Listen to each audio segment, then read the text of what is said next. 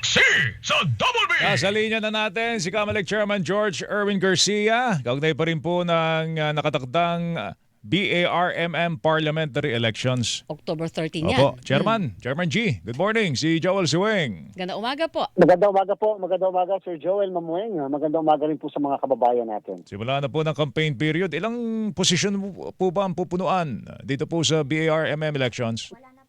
Sir Joel Mamueng, una muna kadarating lang natin dito sa Zamboanga upang makapanayam natin yung ating mga kababayan para sa ating pong basilan at tawi-tawi tungkol nga po sa halalan. Ngayon po, dapat po kasi talaga yan 80 na positions.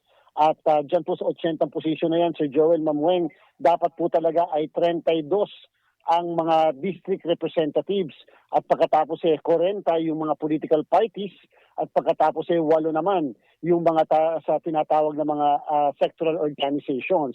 Kung kaya nga lamang po dahil sa nangyari dyan po sa Sulu, kung saan ang Sulu ay dineklara ng Korte Suprema na hindi bilang dapat sa Bangsamoro, meron po kasi siyang 7 na naka-allocate na seats at yan po ay kasama doon sa 32 dapat na mga party na mga district representatives. Sa kasalukuyan, 25 pa lamang po ito. At yung pong 7, nagkaroon ng batas po kahapon na kung saan pinirmahan ng Chief Minister ng Bangsamoro, yung pong batas na nagsasabing na ay re-reallocate ito. Kaya lang po, nung isang araw nagdeklara kami na ang pag-hold namin ng halalan ay para sa mga 25 lamang na distrito at hindi po 32. Kung kaya, magiging 73 lamang po ito at 80. Nangangahulugan, mukhang hindi po kami makakatalima doon sa kapipirma lamang na batas dahil sa talagang kulang na po sa oras. Mhm. So paano po? Wala naman pong ma-disenfranchise, Chairman. Kung tutuusin po, walang disenfranchisement with all due respect sa kanila, sa mga magsasabi may disenfranchisement. Sapagkat yung 7 seats naman po ngayon ay para talaga sa Sulu. Yun naman po yung mga ibang probinsya katulad ng Basilan, Tawi-Tawi, Lanao del Sur, Maguindanao Norte, kasama po yung SGA na tinatawag, may kanya-kanya na po talaga silang mga representatives bago pa man magkaroon ng desisyon ang Korte Suprema. Kung tutuusin yung 7, technically, although yan ay hinintay natin, ay parang dagdag na lamang doon sa kanilang representasyon. Kumbaga mawawala lang sila doon sa listahan dapat ng mga ibobotohan na representation. Yes po, Ma'am. In fact, ang sabi pa po nung mismong batas na napirmahan kahapon ng Bangsamoro, yung 7 seats po na yan o yung 7 distritong bagong create ay hindi po magkakaroon ng halalan kung hindi i-appoint po ito ng ating Pangulo doon sa 7 at therefore wala rin pong eleksyon pala o pagboto doon sa 7 yan. So magiging appointive na lang. Yung Yes po, doon sa 7 seats na para sana sa Sulu. Tama po kayo. At in fact po, ang dahilan kung bakit nagdesisyon ng COMELEC na mag-proceed sa pag-iimprenta ng balota kahapon sapagkat Mamueng, Sir Joel, tayo po ay nakakuha ng kopya nung last week nung nasa Cotabato City tayo, noong mismong panukalang batas. At tiningnan namin kung makakaapekto ba sa may imprenta nating balota at nakita po natin sadya po maapektuhan yung ma-imprentang balota sapagkat Mamueng, Sir Joel, kung merong 5 bayan yung isang original na distrito, yung isang bayan doon ay tinanggal at pagkatapos ito ay nilagay doon sa bagong distrito ngayon. Pagka po nagkaganon na Mamueng, Sir Joel, ibig sabihin magkakaroon po kami ng pagbabago doon sa mismong pag-deploy ng mga kagamitan, doon sa mismong consolidation ng ating results. Kung kaya sabi namin, nung una, tigil muna tayo sa pag-iimprenta ng balota. Pero ngayon, tinuloy na po natin kahapon ang pag-iimprenta ng balota. So kung ano yung latag nung dati pa, same yun ang i-implement ngayon ng COMELEC para po sa BARMM election come October 13. Yun na yun. Yes po. Okay. Kung ano yung original nilang districting, yun po yung ipapatupad ng inyong Commission on Elections. At sabi nga namin, maaaring ito'y questionin sa Korte Suprema. Yes. Kahapon po, na-inform tayo na mukhang may pumunta na po Sir Joel Mamueng sa Korte Suprema at kinwestiyon yung aksyon namin na kung bakit 73 lamang sa halip na 80 ang pupunan sa Bangsamoro. Okay. Matanong ko lang po, Chairman, kasi historically, pag Mindanao, medyo magulo ang impression, magulo, di ba? Pero kamusta po ang peace and order dyan? At, although this is the first time na isasagawa po natin yung BARMM elections. So far po, wala naman po mga untoward incidents, yung mga major incidents. In fact, simula nung inilatag po natin yung ating gun ban at kasama rin po yung paglalatag ng iba't ibang checkpoint sa buong Bangsamoro, wala po tayong mga major na mga insidente. So far, so good po ang peace and order situation. Kahit pa yung nagkaroon ng issue na kung saan tungkol doon sa decommissioning na issue, akala natin baka biglang magkaroon ng epekto ito. Sa peace and order situation ay sa awa ng Diyos naman po, wala. At sana magtuloy-tuloy nga po itong katahimikan na ito. Okay, so ibig sabihin wala diyang under COMELEC control, pero mayroon ba itinuturing na areas of concern? Kasi ibig sabihin yun ay hindi man magulo, Mga pero hotspot. merong record dati ng gulo so nasa areas of concern. Meron po bang ganon, Chairman?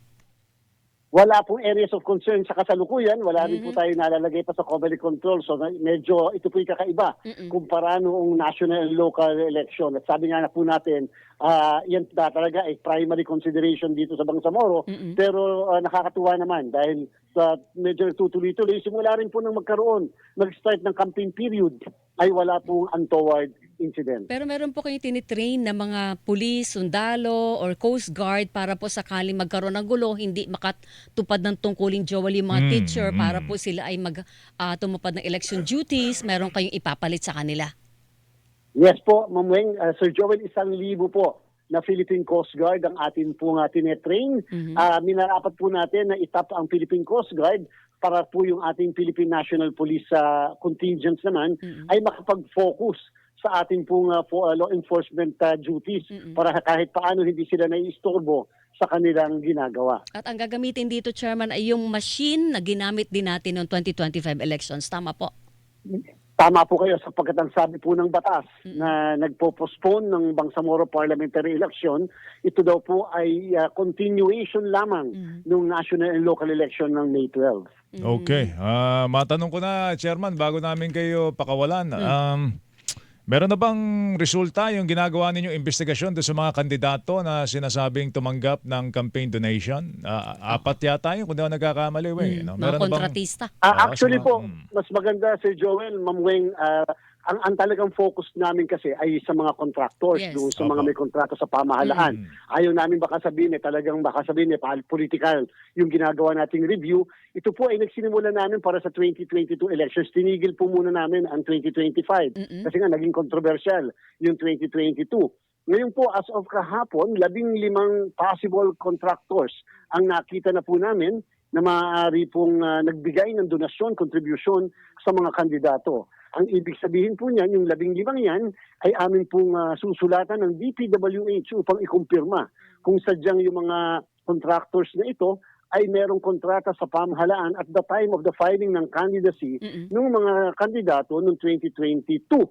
Or at the same time, kung nagkaroon ba sila ng mga kontrata after the election ng 2022. Bakit po hindi ang kandidato ang pinupinta rin ng COMELEC, hindi ba labas sa para purview o kaya ay jurisdiction ng COMELEC yung mga private contractors at ang nasa jurisdiction na lang ay mga kandidato, Chairman?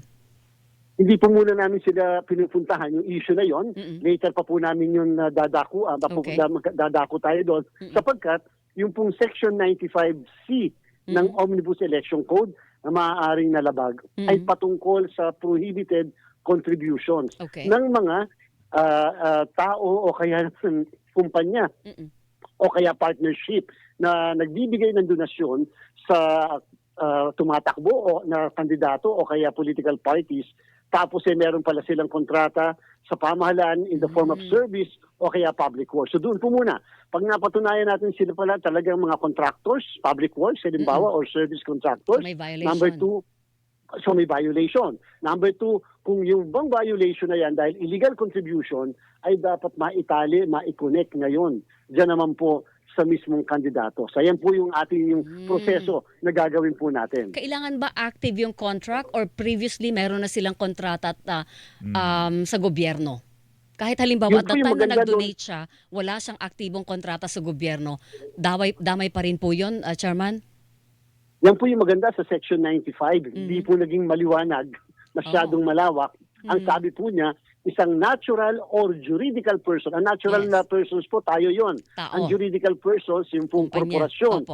Opo, ang sabi na meron pong kontrata sa pamahalaan, whether service or public works. So, ang ibig sabihin po, may posibilidad, base sa magiging interpretasyon natin, na pwedeng ang kontrata ay existing na noong magbigay ng donasyon o kaya naman nabinipisyuhan after na manalo halimbawa yung mismong kandidato. Pero pag pinag-isipan niyo po, ibig sabihin ng batas, bago pa man mag-file ng candidacy, meron ng kontrata sapagkat magiging prohibited dahil nga po paano masasabing may service contract siya or public works contract. So yan po yung isa sa mga tinitingnan natin ng mga bagay.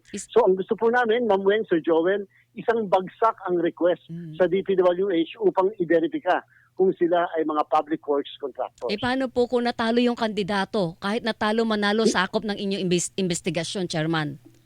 Yan po yung gusto nating i-point out na dapat talaga hindi yung focus natin ay sa kandidato lamang o yung mismo nakaupo sapagkat ang ibig sabihin ng prohibited contribution, nanalo o natalo ay prohibited yung contribution ng mga nangungontrata sa pamahalaan. Chairman, last ko na lang to Joel Kandidato po noong 2022 si Pangulong Bongbong Marcos, si Vice President Sara Duterte. Damay po sila sa investigasyon, yung mga nag-donate sa kanilang dalawa.